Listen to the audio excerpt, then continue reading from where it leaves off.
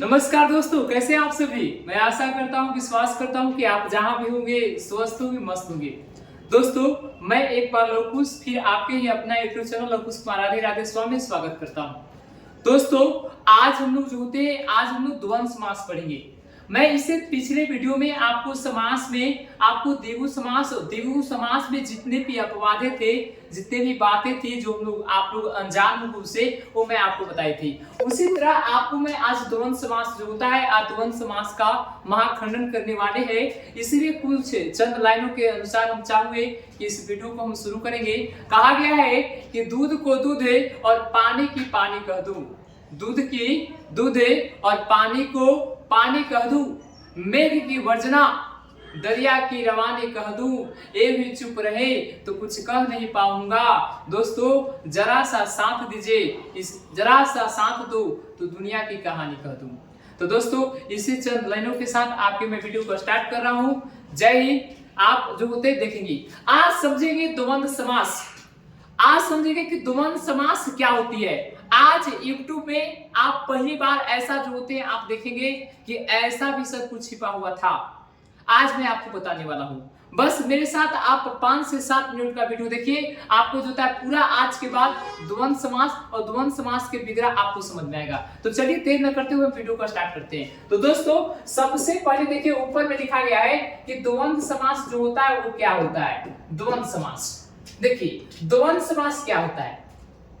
कहता है, इस सभी को आपको पता है, आपकी परिभाषा हम जानते हैं, आपको पता है। देखिए, द्वंद्व समास किसे कहते हैं। कहता है कि वे समस्त पद जिनके पूर्व पद एवं उत्तर पद, याद रखिएगा। मैं दोस्तों एक बात आपको मैं फिर याद दूं, समास में आपसे पूछेगा कि कम से कम कितने पद होते हैं, तो आप कितने पद बताएंगे। 2 पद।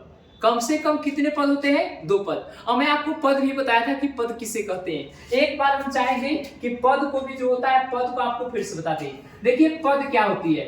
पद कहता है कि जब कोई शब्द अपने साथ कारक चिन्ह को लेकर के, कौन सी को लेकर दोस्तों, कारक चिन्ह को लेकर के वाक्य का निर्माण कर लेता है, तो ऐसे शब्द नहीं क्या कहलाते हैं, पद कहलाते हैं। जैसे मैं एक सिंपल एक एग्जांपल मैंने बोला राम। अब मैं दूसरे क्या है, तो आप कहेंगे सर ये सिंपल सी बात है, क्या है, यह एक शब्द है। लेकिन अगर आपसे कहे, अगर बोले कि राम आम खाता है, राम आम खाता है, या आपको बोले कि राम ने अखबार पढ़ा, ध्यान से अखबार पढ़ा। दोस्तों, तो आप बताइएगा यह क्या है। अब यह शब्द नहीं है, यह जो क्या है दोस्तों, यह एक कौन सी है, पद है। तो आपको मैं बताया था कि शब्द और पद में क्या अंतर है। आपको पिछले वीडियो में आपको बहुत अच्छे से समझा दिए थे। मुझे विश्वास है कि आपको वीडियो जो होता है बहुत पसंद आया होगा।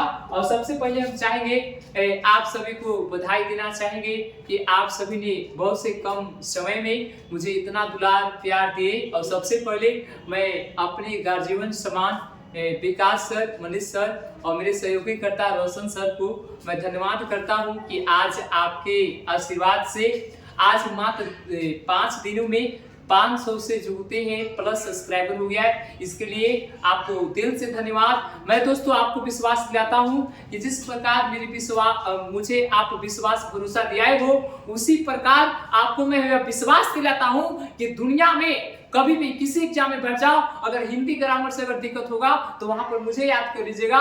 मैं आपको विश्वास के साथ होता खड़ा रहूंगा हमेशा। तो दोस्तों, वीडियो जो होता है अब हम शुरू करते हैं। देखिए, मैं आपको बताया कि द्वंद्व समास क्या होती है। तो द्वंद्व समास होती है कि वे समस्त पद, हम अभी बताएं समास में कितने पद होते हैं बाबू, 2 पद होते हैं। एक आपको VVI बताते हैं, लिख लीजिए कॉपी पे। कम से कम 2 पद होते हैं, लेकिन ज्यादा से ज्यादा अगर कोई पद हो, जैसे एग्जांपल मैंने बोला राजकुमार। अब इसमें देखिए राजकुमार में दोस्तों कितने पद है, एक पद है, कुछ 2 पद है। लेकिन अगर आपसे पूछे मन तन और धन, मन तन धन में कितने पद हैं, तो कितने पद है दोस्तों, 3 पद। तो दोस्तों मैं आपको बताता हूं एकदम किताब से अलग हट करके कि किताब में लिखा हुआ है कि कम से कम किसी भी समस्त पद में कितने पद होते हैं, 2 पद। लेकिन 2 पद से अगर अधिक पद आ जाए, आपको दोस्तों एक नया चीज पूरा आप समझिए, अगर किसी भी समस्त पद में 2 पद से कम अधिक पद आ जाए, 3 पद, 4 पद, 5 पद या 2 पद से कितना भी अधिक रहे, अगर उसमें समास पूछी जाए तो आप सिर्फ और सिर्फ कौन समास का नाम लेंगे? द्वंद्व समास। कौन समास नाम लेंगे दोस्तों? द्वंद्व समास। यानी मन तन धन में कौन समास है? तो हमारे कौन समास है दोस्तों? द्वंद्व समास है। तो मैं आपको बता रहा था, वो सुनिए कि द्वंद्व समास क्या होता है। इसका तरीका मैंने आपको पहले बता चुका हूं, फिर आपको पुनः जो होता है आपको दोहरा देता हूं। किसे कहते हैं? ये सभी लोग जानते हैं द्वंद्व समास कि वे समस्त पद जिनके पूर्व पद एवं उत्तर पद। उत्तर पद का मतलब होता है दोस्तों, पूर्व पद में से होती है क्या? पहला पद, और उत्तर पद का मतलब क्या होता है दोस्तों? दूसरा पद, है ना? दूसरा पद होता है। दोनों पद क्या हो? प्रधान हो। दोनों के दोनों दो दोस्तों हो या पद क्या हो? प्रधान हो। तो वैसे समस्त पद जो होते हैं यह कौन समास कहलाते हैं दोस्तों? द्वंद्व समास। जैसे आपको समझा दूं, आप सुने होंगे महाभारत में जरासंध और भीम को, ये दोनों में द्वंद्व हुआ था। क्यों? क्योंकि दोनों के पास लगभग जो था एक बल था। तो द्वंद्व का मतलब होता है दोनों की मात्रा जो हो, दोनों की तुलना हो, एक समान हो, उसे द्वंद्व कहते हैं। तो इसका दोनों पद क्या हो? प्रधान, उसे क्या कहते हैं? द्वंद्व। ऐसे समझिएगा, हमारे घर में आप कहीं शिक्षक आपको देखते हैं कोचिंग में या स्कूल में बुलाते हैं कि बेटा से आप माता या पिता को लेकर के आओ। माता या पिता, या माता और पिता। तो माता और पिता कहते हैं। क्यों? क्योंकि माता और पिता की प्रधानता क्या है? एक होती है, एक समान होती है। इसीलिए जो होते हैं हम लोग बोलते हैं कि जिसमें दोनों पद क्या हो? प्रधान हो, उसे क्या कहते हैं? द्वंद्व समास। जैसे एग्जाम्पल हम लोग कर लेते हैं। जैसे आप देख लीजिएगा यहाँ पे, जैसे आपको पता होगा माता पिता भाई बहन। यहाँ देखिए माता पिता हम लोग एक साथ नाम लेते हैं कि नहीं लेते हैं? यहाँ देखिए भाई बहन, हम लोग बोलते हैं ना लड़का लड़की, यानी लड़का और लड़की में बोलते हैं ना लड़का और लड़की। जितना अधिकार लड़का का है उतना अधिकार किसकी है? लड़की की। यानी प्रधानता की दोनों क्या हो जाएगी? बराबर। उसी का नाम क्या है दोस्तों? द्वंद्व समास है। यानी जिसमें दोनों पद क्या हो? प्रधान, है ना? चलिए आगे हम लोग पढ़ेंगे। आगे देखिए शिव पार्वती, राधे कृष्ण 64। दोस्तों इसको आप नोट कर लीजिएगा। इसको मैं यहाँ पे जो होता है आपको इसको मैं अंडरलाइन कर दे रहा हूँ ताकि आपको समझ में आए कि मैं क्या करना चाहता हूँ। ये आपके लिए बहुत इंपॉर्टेंट है, इस पर हम आपको बात करेंगे। दूसरा देखिए शादी गम, ये भी आपके लिए भी आई है, इस पर बात करेंगे। धनुष बाण, इस पर हम लोग बात करेंगे। और शिव शंकर। अब यहाँ पर आपको मन में एक विचार चला होगा, सर यहाँ जो होता है शिव और शंकर, नाम तो एक है, एक ही का नाम है। शिव भगवान को शंकर कहते हैं या शंकर भगवान को शिव कहते हैं। शिव पार्वती आपको बता दिए तो बहुत अच्छा, लेकिन शिव और शंकर कैसे होगा? धैर्य रखिए दोस्तों, आपको मैं कुछ ही क्षण में इसका आंसर बता रहा हूं। देखिए अब हम लोग आगे बढ़ते हैं। आप पहले आपको मैं अभी सिखा रहा हूं कि द्वंद्व समास जो होता है, द्वंद्व समास पहचानने के अगर कोई बोलेगा कैसे पहचानेंगे कि द्वंद्व समास होती है, तो मैं आपको पहला आपको जो होता है तरीका बता रहा हूं। सबसे पहले आप सभी बच्चे ध्यान दें, मैं आपको पहला तरीका बता रहा हूं कि द्वंद्व समास कैसे पहचानेंगे। तो दोस्तों आपको इसके लिए क्या करना होगा? ध्यान से आप आराम से वीडियो को देखिए। इसके लिए क्या करना होगा? सबसे पहले हम आपको तरीका बताएंगे। जब द्वंद्व समास के भेद पढ़ लेंगे तो आपको मैं ये बताऊंगा द्वंद्व समास कैसे पहचाने। देखिए द्वंद्व समास के भेद विग्रह के आधार पर। दोस्तों आप द्वंद्व समास के कई भेद देखेंगे। द्वंद्व समास के दो आधार पर बांटा गया है, एक विग्रह के आधार पर और एक पद की प्रधानता के आधार पर। आपको मैं दोनों पर बात करूंगा, लेकिन आपको जो होता है अगर सिंपल पूछता है कि द्वंद्व समास के कितने भेद होते हैं, तो दोस्तों क्या भेद बताएंगे? 3 भेद होते हैं। ठीक है, देखिए पहला कौन सी है? इतरेतर, और दूसरा क्या है? विकल्प, और तीसरा क्या है? समाहार। सबसे पहले समझिए कि इतरेतर का मतलब क्या होता है। इतरेतर का मतलब दोस्तों होता है, इतरेतर का मतलब होता है कि बराबर। क्या होता है दोस्तों? बराबर। जिसकी प्रधानता बराबर होती है वह इतरेतर कहलाता है। क्या कहलाता है दोस्तों? इतरेतर। यानी इतर प्लस इतर बराबर क्या होता है? इतरेतर। जिसकी प्रधानता बराबर हो वो हमारे जो समस्त पद होंगे वह कौन समास में आएंगे? द्वंद्व समास में। जैसे देखिए आप यहाँ पे, जैसे आप यहाँ देखिए, एक ध्यान में आप बात रखिएगा कि इतरेतर का मतलब क्या होता है? बराबर। और अगर आपको जिसकी प्रधानता बराबर होती है, आपको पता है ना कि द्वंद्व समास के विग्रह करें तो कैसे करेंगे, तो आपको मैं बता रहा हूं। अगर आपको जिसकी प्रथमता क्या हो, बराबर हो, तो उसका विग्रह और या एवं से किया जाता है, ध्यान रखेंगे। जैसे देखो माता या पिता आप नहीं कह सकते, माता और पिता कह सकते हैं आप, क्योंकि दोनों की प्रधानता जो होती है क्या होती है, बराबर होती है। इसके बाद देखिए, इसके बाद आपको बताएंगे यहाँ पे, यहाँ जो आपको मैं एग्जाम्पल दिया हूँ, यहाँ इसको समझिएगा, एग्जाम्पल जैसे कुछ होते हैं। देखो अगर मैं आपको बोलूं भाई बहन, अभी इस पर आप गौर मत कीजिएगा, इसके बारे में हम आपको भी समझाएंगे। भाई और बहन, तो देखिए इसकी प्रधानता क्या है, बराबर है, तो जिसकी प्रधानता बराबर हो जाए उसका विग्रह कौन से करेंगे, और से, यानी कि इसमें कौन समास है, द्वंद्व समास। ठीक है, तो आपको मैं एक तरीका बता रहा हूं, सुन लीजिए, पहचानने का नियम, कि अगर आपको किसी शब्द के बीच में, ध्यान से, किसी शब्द के कौन सी बीच में योजक चिन्ह का प्रयोग कर दिया जाए, पहला, किसी शब्द के बीच में योजक चिन्ह का प्रयोग कर दिया जाए। देखिए यहाँ पर जो होता है, यहाँ पर मैं आपको समझाने का प्रयास कर रहा हूं, आप गौर से पहले देख लें, इसके बाद हम लोग भेद को समझेंगे।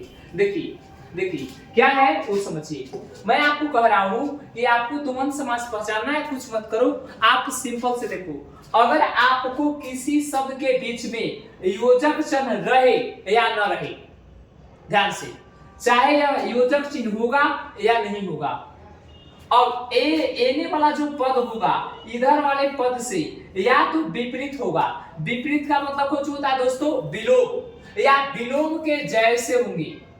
जैसे देखो मैंने बोला दूध रोटी, अच्छा आप बताइए दूध का उल्टा रोटी है कि होता है क्या, नहीं, नहीं होता, या रोटी का उल्टा दूध होता है क्या, नहीं। मैं क्या बता, द्वंद्व समास का दोस्तों एकदम महत्वपूर्ण पहचान बता रहा हूं। सबसे पहला पहचान सुन लीजिए, अगर किसी शब्द के बीच में आपको योजक चिन्ह प्रयोग कर दिया जाए, और अगर दोनों पद यानी कि इसका पूर्व पद और इसका कौन सी उत्तर पद एक दूसरे के कौन सी हो, विलोम हो, क्या हो दोस्तों, विलोम, या विलोम के जैसे हो। जैसे देख लीजिए, यहाँ पर देख सकते हैं आप, पहले देख लीजिए, पहले देख लीजिए, यहाँ पर देखिए दूध रोटी, यह विलोम नहीं है, विलोम के जैसे है।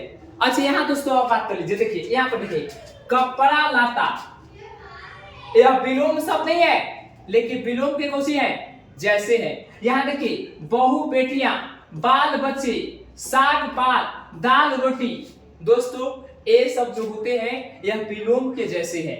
यानी मैं आपको बता दूं, अगर जैसे हम लोग खाना खाते हैं घर में, तो माँ को बोलते हैं माँ खैया गया दी है ना, तो खैया और उइया, बाजार और उजार। यानी आपको मैं बता दूं, अगर विलोम शब्द हो, जैसे आकाश और पताल, और सार्थक शब्द के साथ निरार्थक शब्द का प्रयोग कर दिया जाए, जैसे यहाँ पर देखिए, यहाँ पर आप बहुत अच्छे से देखेंगे, जैसे मैंने बोला भला बुरा, यहाँ पर देखिए लिखेगा कौन सा बोला, भला बुरा, अब भला और बुरा, तो भला बुरा तो है, ये क्या है, ये विपरीत शब्द है।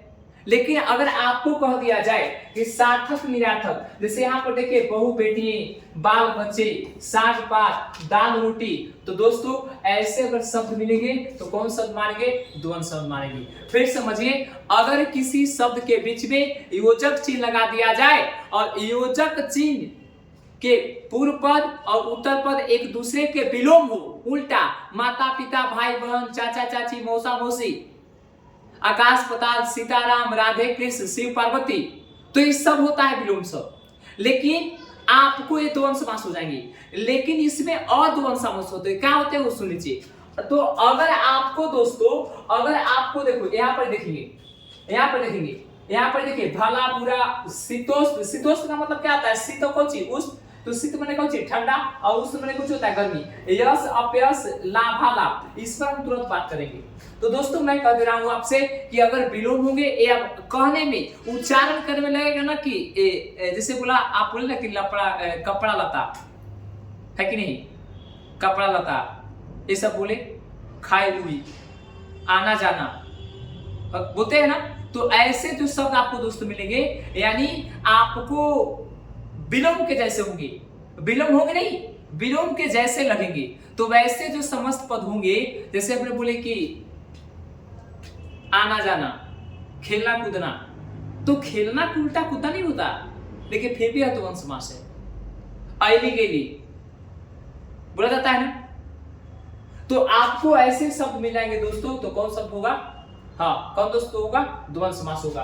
यहाँ पर देख सकते हैं। अब आपको मैं कुछ बात बता रहा हूँ जो आपको महत्वपूर्ण, कि सर इसका हम विग्रह कैसे करें। तो आप एक ध्यान से रखिएगा। ध्यान क्या देना है दोस्तों, आप यहाँ पर पढ़िए। देखिए हमारे द्वंद्व समास के 3 भेद। पहला का नाम इतरेतर, दूसरा क्या होता है विकल्प, और तीसरा क्या होता है समाहार। देखिए इतरेतर का मतलब कुछ होता है बराबर, जिसकी प्रधानता, याद रखिए प्रधानता, जिसकी प्रधानता बराबर हो। क्या हो? बराबर। जैसे माता पिता की प्रधानता बराबर होती है कि नहीं होती है। तो यह कौन समास हो गए? द्वंद्व समास। और द्वंद्व समास से पूछेगा तो कौन समास? इतरेतर, है ना। अगर देखो एक होता है विकल्प। अच्छा आप एग्जाम देने जाते हैं तो आपको एग्जाम में पता है ना क्या रहता है, कि 4 ऑप्शन रहता है और कहता है कि दिए गए विकल्प में, यानी आपको चाहे तो ए ऑप्शन चुनना है, चाहे तो ए। यानी हम बोले कि चाहे तो आप माँ को लेकर आइए, चाहे तो पिताजी को। ध्यान से समझिएगा। लेकिन माता और पिता हम लोग कभी बोलते हैं क्या कि माता या पिता को लेकर नहीं, माता पिता को लेकर आइए। क्यों? कि किसकी प्रधानता क्या है? बराबर है। और कौन ऐसी चीज है जिसकी प्रधानता नहीं है? जैसे मैंने सुख या दुख।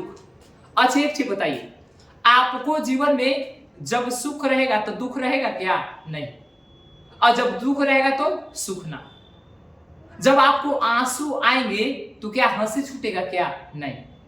और जब हंसी छूटेंगे तो आंसू नहीं आएंगे। मेरी बात को समझने का कोशिश कीजिएगा। मैं एक कह रहा हूं कि दुख के साथ सुख नहीं आता, यानी कि जिसकी प्रधानता नहीं होती, विकल्प माने जाते हैं कि चाहे तो ए और चाहे तो ए। समझ रहे हैं ना। जैसे मान के चलते आपको बात करें, चाहे तो आपके साथ कोई भला करेगा और चाहे तो कोई बुरा। अच्छा भला बुरा एक साथ होता है क्या? आप नाम सुने हैं क्या कि भला और बुरा एक साथ हुआ? नहीं। चाहे तो कुछ क्षण के लिए आपको भला हो और अगर बुरा हो तो कुछ क्षण के लिए तो पूरा बुरा ही होगा। और दूसरा देखिए यहाँ शीतोष्ण का मतलब होता है शीत और कौची उष्ण। शीत का मतलब क्या होता है? ठंडा। अच्छी एक चीज बताइए, गर्मी और ठंडा यानी सर्दी एक बार आती है क्या? नहीं ना।